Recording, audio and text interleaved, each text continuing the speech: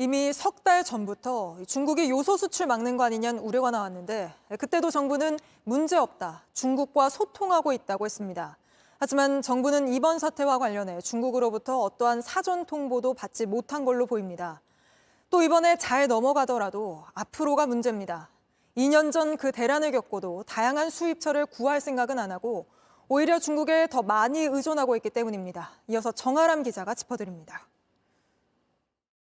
지난 9월 블룸버그 등 외신은 자국 수요를 우선하는 중국이 비료로 쓰는 요소 수출을 막았다고 보도했습니다. 당시 차량 등 산업용 요소 수출길도 막히는 게 아니냐는 우려가 커졌지만 정부는 그런 일은 없을 거라며 선을 그었습니다. 양국 간의 공급망을 좀 안정적으로 유지하는 것이 중요하다고 서로 이해를 하고 있기 때문에 지속적으로 소통하고 있습니다. 하지만 정작 지난달부터 중국의 요소수 통관이 막혔는데도 우리 정부는 알아차리지도 못한 걸로 보입니다. 한 정부 관계자는 이번 조치가 비공식이었다며 사전 통보도 받지 못했다고 말했습니다. 또 2년 전 요소수 대란 당시 정부는 중국 의존도를 낮추겠다고 공언했지만 결과는 그 반대였습니다.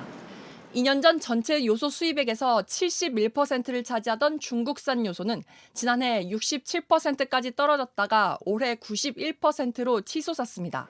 베트남과 호주 등 다른 나라에 비해 중국이 거리가 가깝고 가격이 싸다는 이유에서였습니다.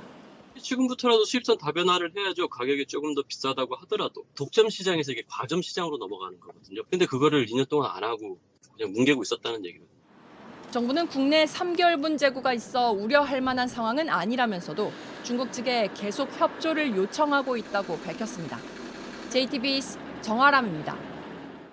안녕하세요. 뉴스룸 앵커 한민용입니다. 오늘도 JTBC 뉴스룸을 시청해주신 여러분 고맙습니다. 오늘 저녁에도 뉴스의 현장에서 찾아뵙겠습니다.